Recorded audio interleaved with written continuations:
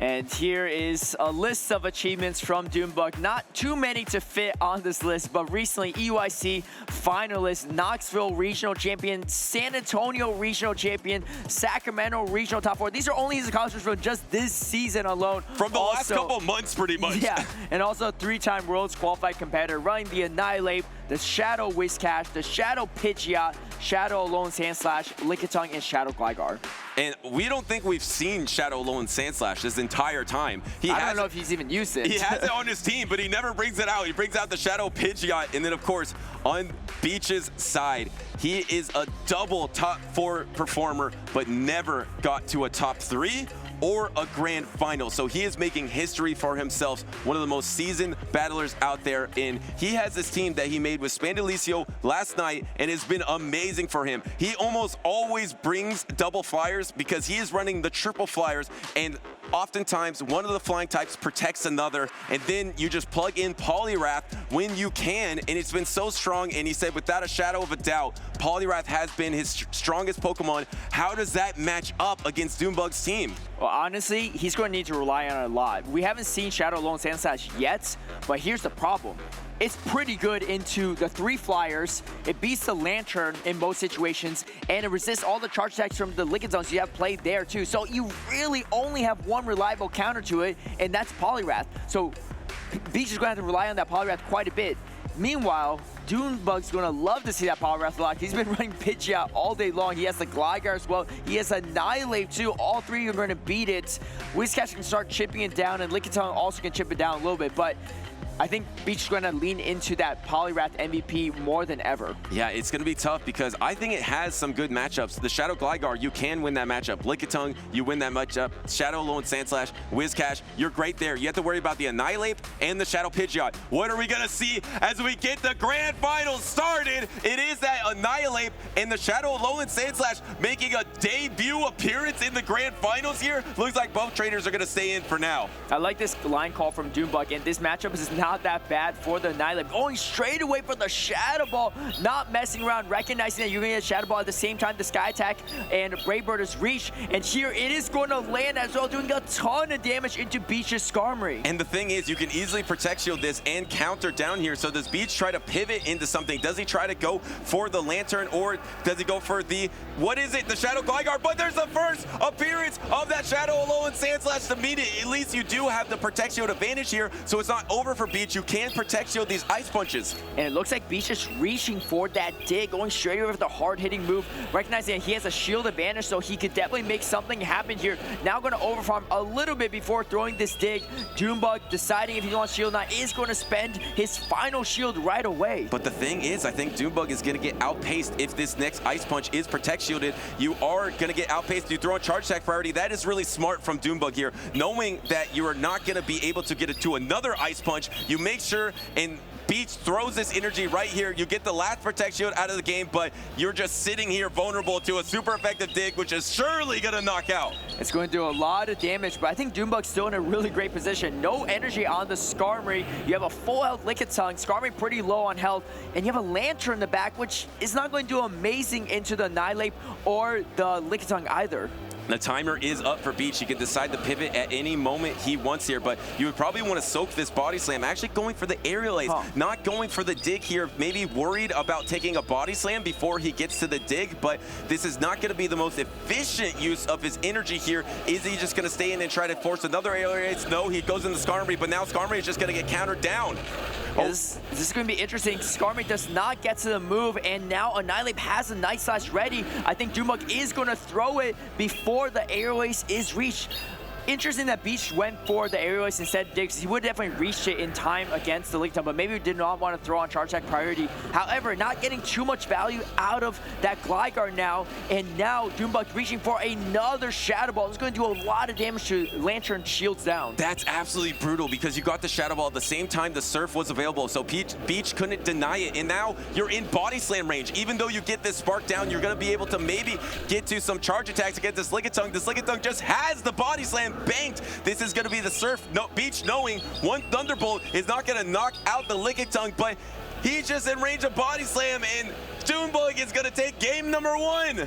Really well played from Doonebug. I mean, just playing to his win conditions there, right? Even spending both shields earlier than beeeach, spending his shields at that point in time, but throwing out charge attack priority, swapping around, throwing for the Shadow Ball, recognizing what he needs to do in these various situations.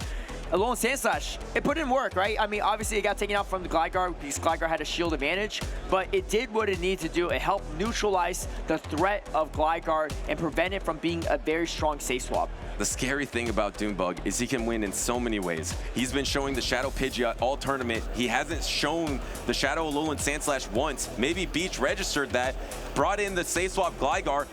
What does Doon have? He has the Shadow Alolan Sandslash to meet it. He had the Annihilate as well. Annihilate did a ton, landed a Shadow Ball against a Skarmory and a Lantern to put that Lantern in range of the Body Slam. This is something I noticed with Doonebug's team as well. His team gets the charge attack super fast, right? Annihilate, 5 counters to Night Slash. Alolan Sandslash, 5 Shadow Calls to Ice Punch.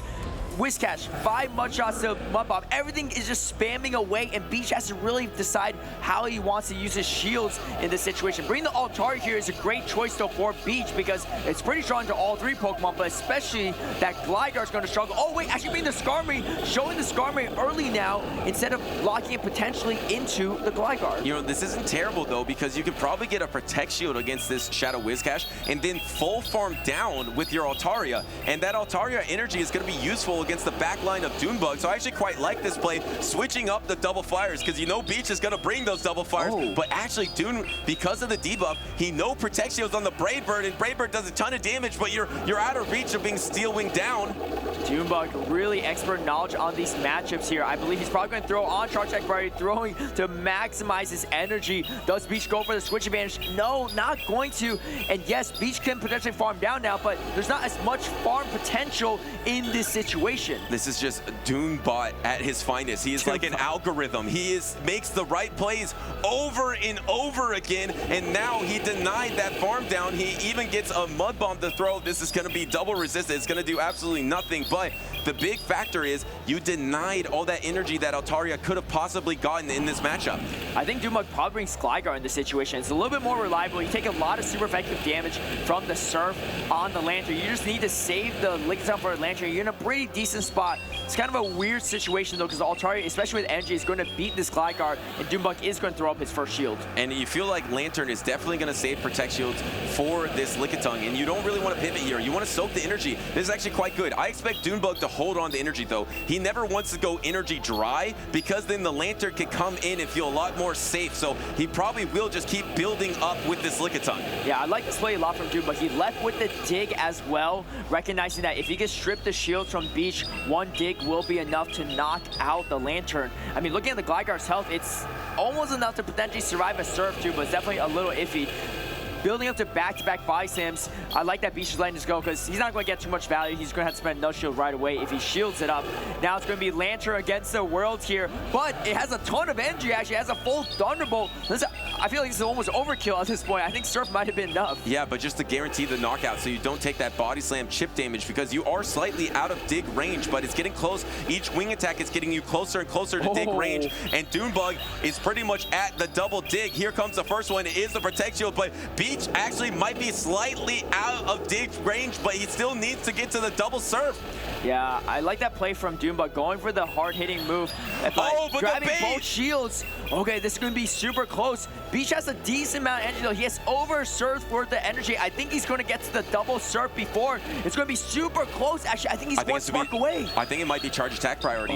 You are one spark away, but are you one wing attack away? Can Doonebug and his Shadow Gligar get to this dig at the same exact time? And he does! He gets to the dig. He knew it. He already calculated that if he baits on the aerial aids, he'll get on charge attack priority. And it's enough to knock out beeeach. And suddenly, Doonebug with a quick 2-0 lead in this matchup. How do you beat Doonebug? Like, it looked like beeeach had a good position there. Even shields the first dig, right? Doonebug didn't even bait him when he had 2 shields. A lot of people bait on the first 2 shields. Shields correctly on the second one. Obviously gets baited on the airways.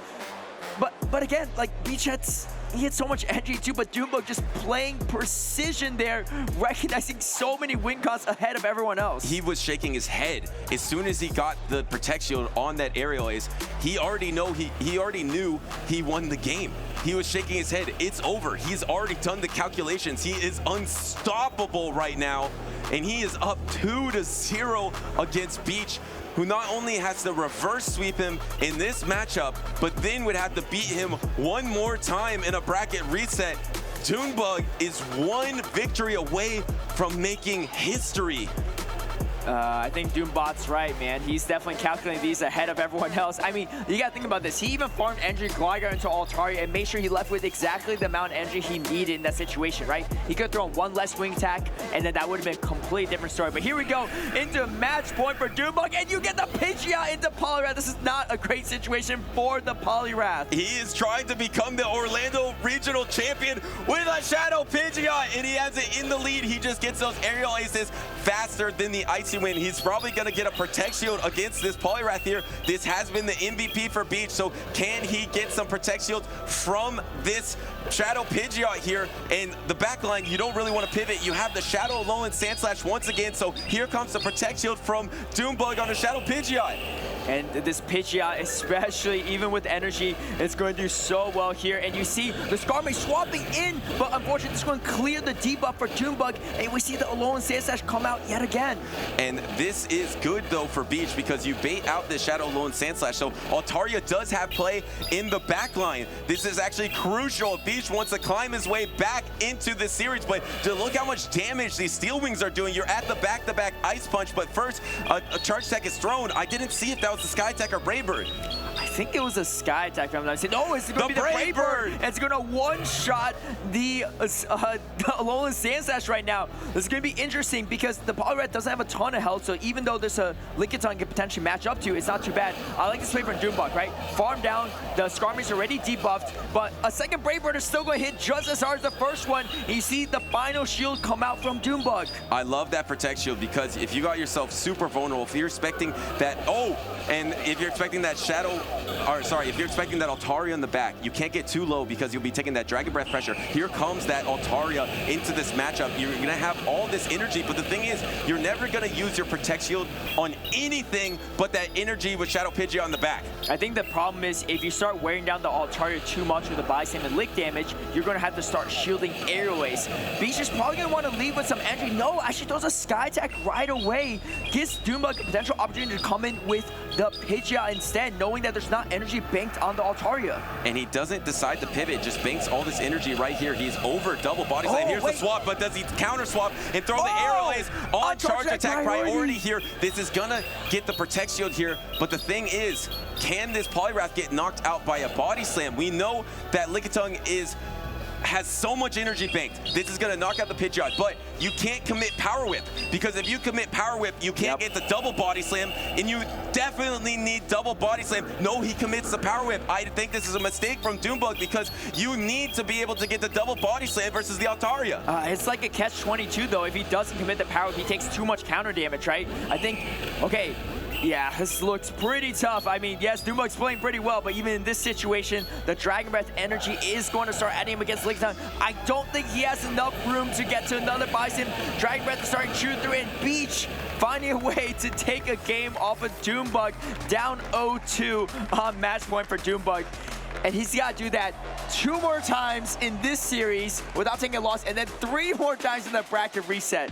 Hey, he's not out of it yet. He's not out of it yet. He has a long road ahead of himself, but he came in on loose side. He knew this was going to be a long road, and he still made it this far.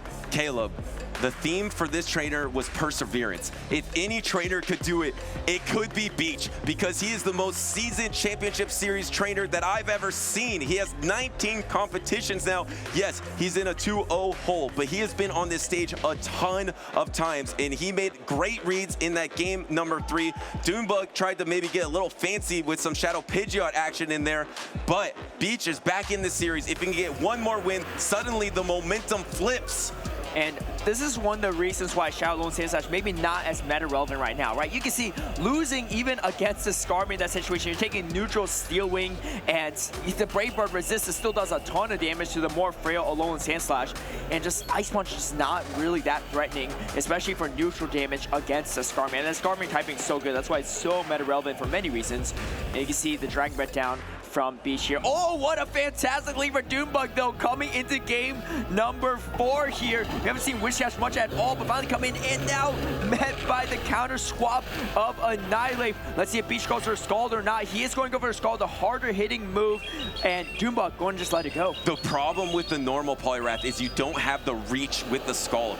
On the Shadow Poliwrath, you have the reach to actually try to force a knockout with counters as well, but now suddenly you could easily soak that up, get to the Shadow Ball, and actually beeeach giving up a Protect Shield here, maybe trying to get the Protect Shields down with an Icy Wind, but the thing is, I think Annihilate is going to be able to take up this matchup.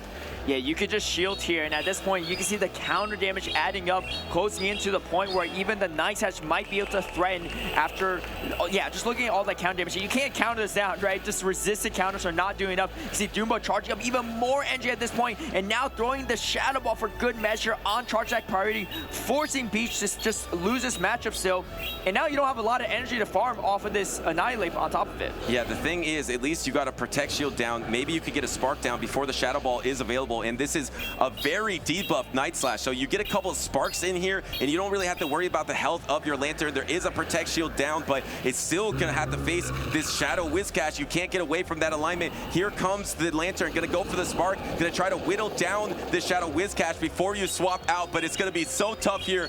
Doonebug is so close to securing the year of the Doonebug. This is history in the making. We see the Skarmory come out. I sense a debuff or a Scald coming through, and you got the Alolan Sandslash positioned so well in the back. This is going to do even more than the Ice Punch actually, and the Alolan Sandslash has play into the Lantern as well. No debuff though, so a little bit of saving grace there. You see beeeach reaching for the Brave Bird, just trying to go for a last-ditch effort to somehow upset Doonebug here, but Doonebug, he calls it. He calls it. Of course he does. You can't beat the bot. You can't beat Doonebug97, and you can't beat anyone else. That if you want to win 3 regionals in the world, it's going to be Doonebug that does it first before any other player. Back-to-back drill runs, super effective going to come through. First shield's going to come out for beeeach, but the second drill run's followed up right after. And he is absolutely loaded with energy, loaded with momentum. This is going to be back-to-back regional championships for Doonebug. It's not quite enough to knock out, but he's almost at another charge attack to secure it. Pokemon Go Championship Series history from Doonebug! 3-time Worlds qualified competitor, 3-time regional champion in a single season. No one can do it like Doonebug, and he has made history so far. And you can see him celebrating with the flaps, the wings, the birds. And you can see counting up his championships in just 1 season. I mean, he's won more outside the season too. And 3 out of 4 of the last regionals he has won.